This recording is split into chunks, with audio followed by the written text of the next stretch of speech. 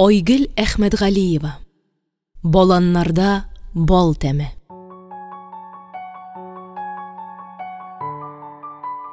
Мин улымны йөрәгем белән генә таныдым. Каршымда үз күзләренә үзе ышанмыйча, телсез, авазсыз калган улым, әле генә күргән егетнекедәй кара сакал мыек баскан әмирем басып тора иде. Аягында без авыл фермасында киеп йөргән җилем итек, өстендә кирләнеп беткән кара күлмәк, күзендә бу очрашудан әйтми-нитми янына килеп җиткән әнисен күрүдән катып калган моң, тетрәү, сөенеш, тагын әллә ниләр, барысы бергә мөлдерәмә тулган. Күзләрем кинәт кенә күрмәскә әйләнде. Аларны томан каплап алды. Мин әле һаман бер сүз эндәшә алмый, кадакланып басып тора идем. Әнием дигән сүздән генә айнып киттем. Көчсез булып күренмәс өчен, яшь аралаш елмая, улымның каршысына атласам да, аны кочаклап алганда камыр кебек изрәп төштем.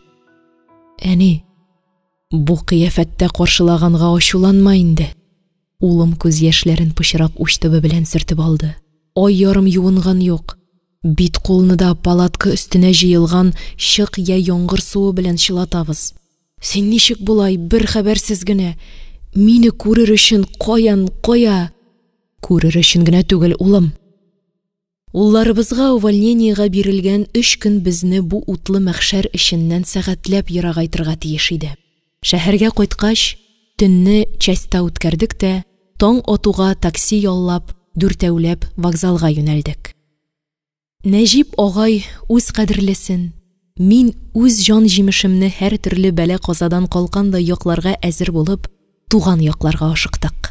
Балаларның хәрби киемнәрен салдырып, гадәти күлмәк чалбарларга киендердек тә, үзебезгә кирәкле поездны читтәрәк торып кына көтеп алгач, вокзал тирәсендә әрле-бирле йөренеп торган офицерларның күзенә чалынмау хәерле иде.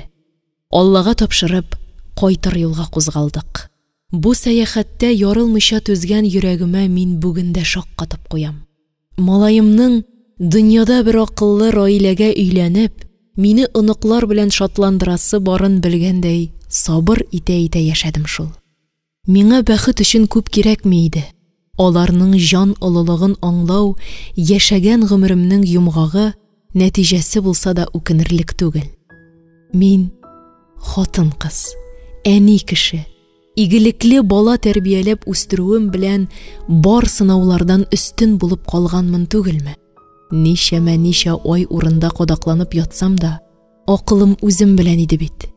Улым, киленем, оныкларым минем һәр сулышым өчен җан атып торганны, тибүдән туктарга ашыкмаган йөрәгем тоя сизә иде. Карашым тагын тәрәзәгә төште. Баланның ачы тәме югалгандыр инде. Көзгә кырау чыныктыра бит аны. Тәмам балланып, тел очында эри торганга әверелгәндер дә куйгандыр. Шау чәчәккә күмелгән җәйләрдә авыз итәсе килгән иде мәрҗәндәй ул җимешләрне. Татлы тоела, күзне кызыктыра, җанны тилертә, ымсындыра иде алар. Хәзер, тукта, әллә үкенгәндәй уйлануыммы? Жүләрдер мин. Йыгылгансың икән, үрмәләп булса да аягыңа бас. Салам бөртеге күрсәң чытырдап ябыш.